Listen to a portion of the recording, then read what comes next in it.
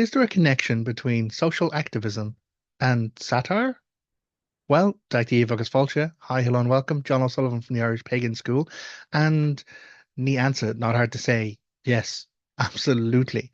And there's a number of different examples that we can look to from Ireland's ancient past, but also in our modern era, which shows the importance and the impact that satire can actually have.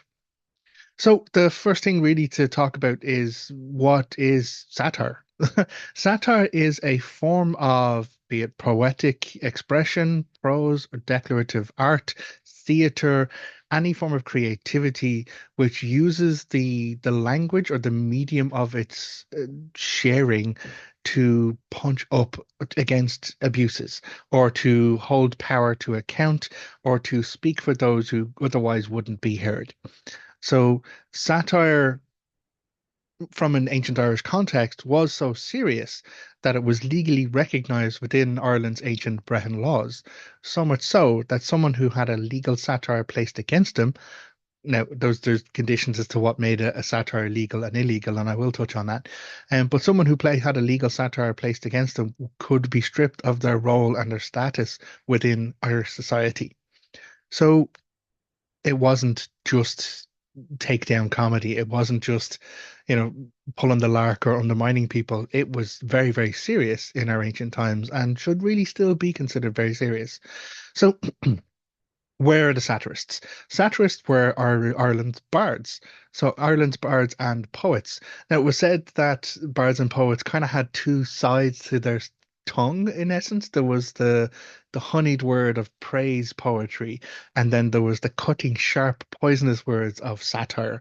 And a good poet would be able to perform both. Now, they were referred to as mulla agus air. And when you're pronouncing the praise poetry, you're increasing someone's character, you're letting people know of their good deeds, you're raising up everyone's expectation around them. When you're performing satire, it is the opposite. You're calling out the injustice, you're calling out and pointing truth. And it's not about making shit up about them to demean them. It's actually just speaking the truth about who and what they are to let people know.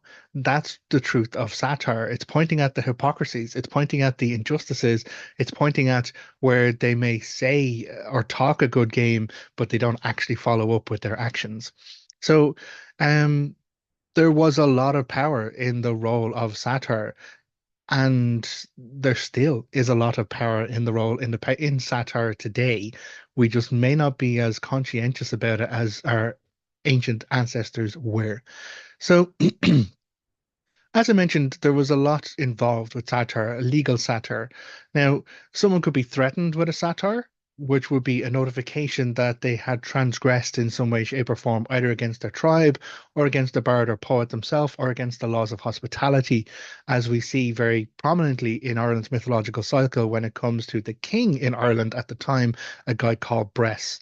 Now, Bress won't relate the entire Lear Gavala Éireann or the Second Battle of Moytura to you, but essentially he's a bad king. He's giving poor judgment. He's not living in right relationship. He's undermining the Tuatha Dé Danann's people within the island. He's supposed to rule in favor of everyone. He's being racist, essentially. So what happens is he is called out for his poor judgment. He's notified that there is a problem, but a Tuatha Dé Danann bard by the name of Caipre comes to visit. And the laws of hospitality stated that especially people at the upper end of society, the top 1% of people, chieftains, kings, brewers, etc., had to had to give hospitality. There was an onus and an obligation on them because they had more. They couldn't deny someone coming in. And it wasn't just, ah, yeah, here's like whatever. It was you're welcomed in, you sit at my table, you eat the food I eat, you are cared for as if you're family for at least one night. And that was the rule. That was the law of hospitality in Ireland. And again, the burden of that falls heaviest on those who have the most. So Capra goes to Tara, where Bress is ruling, and he asks for hospitality. But instead of being welcomed in, he's put in a rough shed because he's Tuatha Danann, not Fomorian. He's then given rough blankets, and he says, "What about a meal? I'm entitled to a meal." And they give him some dry biscuits and some water. And this is rough hospitality. This is not the right way to go about treating a bard. And the bards were important because they functioned as memory for their people. It wasn't just, I'm here to entertain you and like, act like a jester or juggler or anything like that. They were there to witness, to record stories, to tell people and entertain people, but also to educate people. So bards were serious business. So Capra's treated very poorly. He then warns Bress, and this is what makes it legal. He warns Bress about the poor hospitality he has received, and he says you have time to make up for that, to make right, the restitution element of it. And he does this publicly. He announces that in front of people, saying, listen, if you do not make right by this injustice, by this breach of our cultural laws of hospitality, I will perform a satire against you. Bress doesn't go with it. Bress thinks he is above all forms of accountability because he is king, but of course he's not. And so he doesn't do anything about it. Capper then time times out, like, I think he gives him about a month, or maybe it's a couple of months actually. It's a fair long time. And then he, having no restitution, having no apology, having nothing made right by the harm or the injustice done, Capper performs publicly in Tara in front of everyone, out in front of the entire tribe, and declares that there is no hospitality in the House of Bress.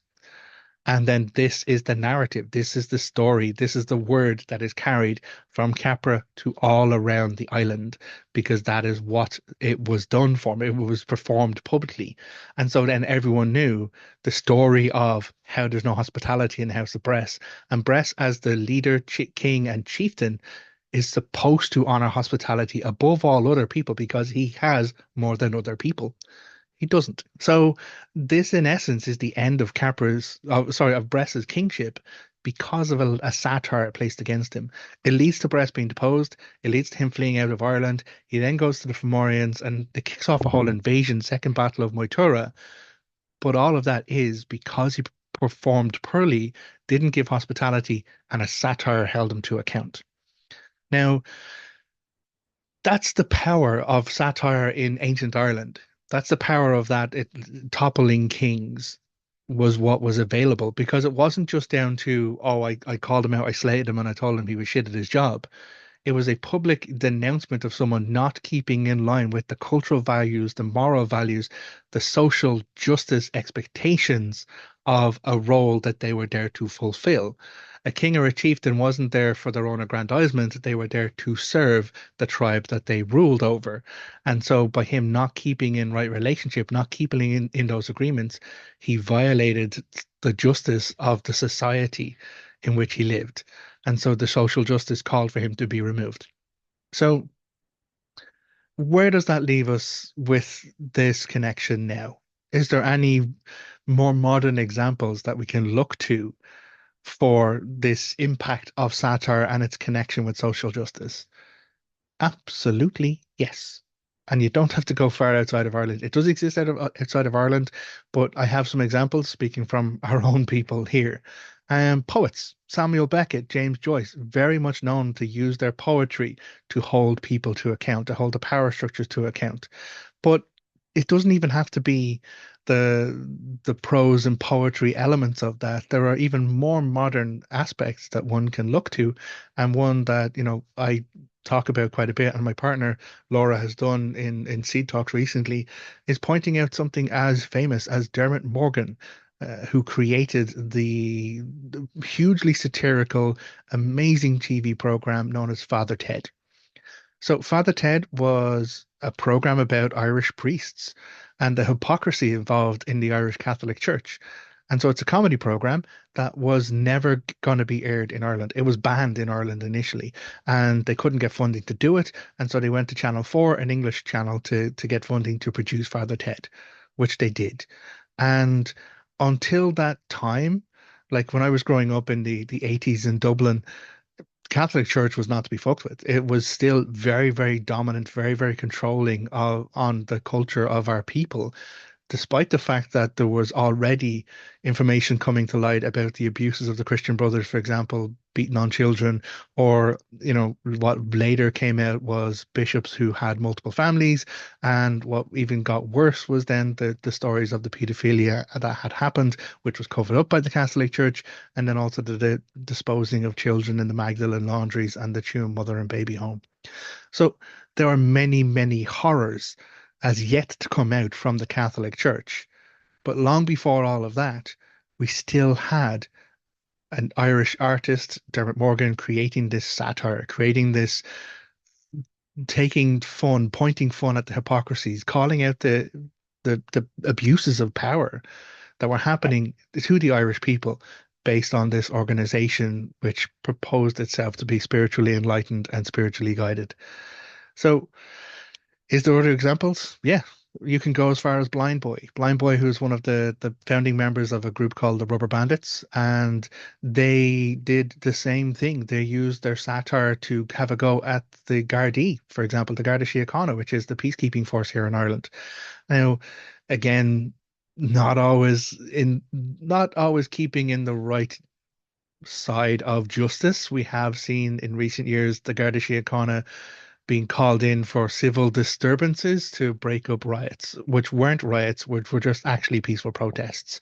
We've seen the Gardaí being called in to help forcibly evict people illegally from their homes just because the landlord wanted to pull the lease from under them.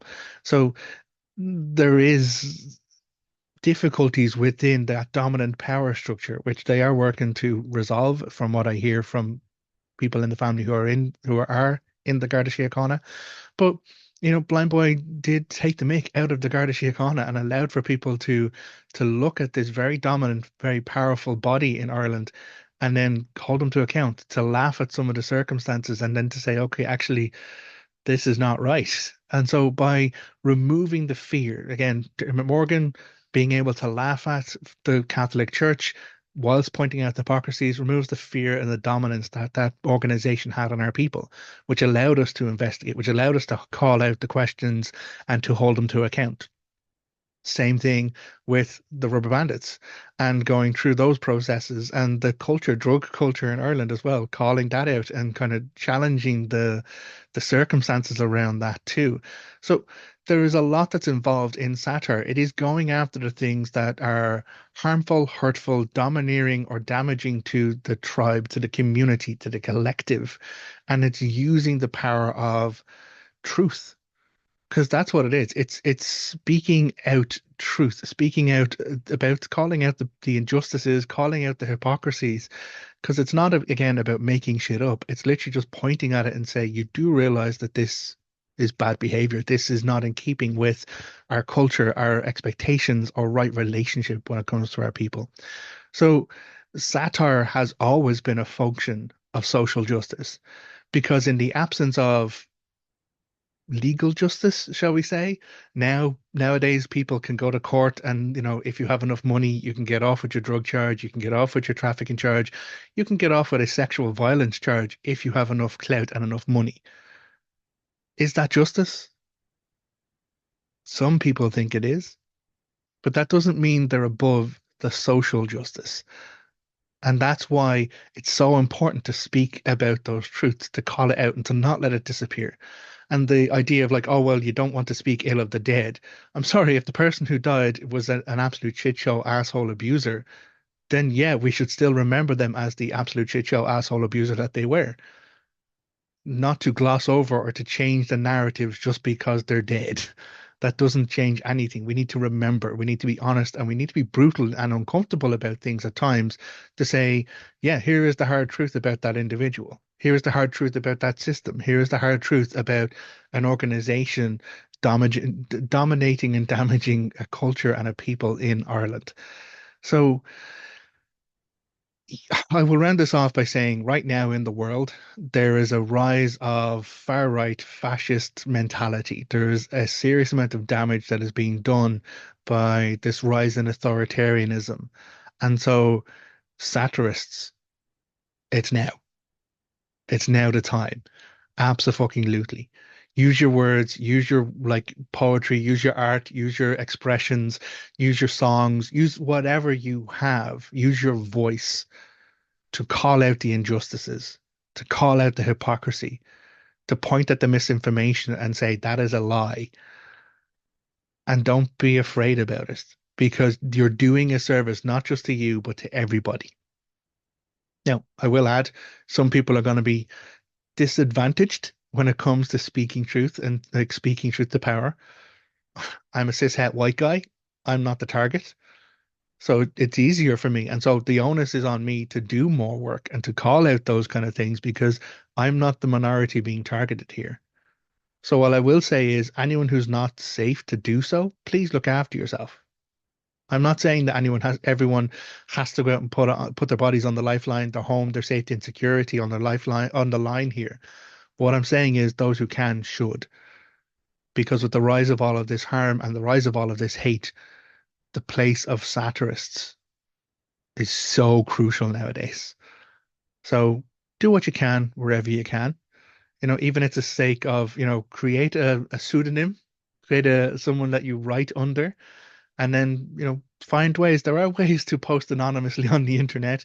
I'm not an education on that, and I probably wouldn't be educating people in a recorded video like this anyway if I was.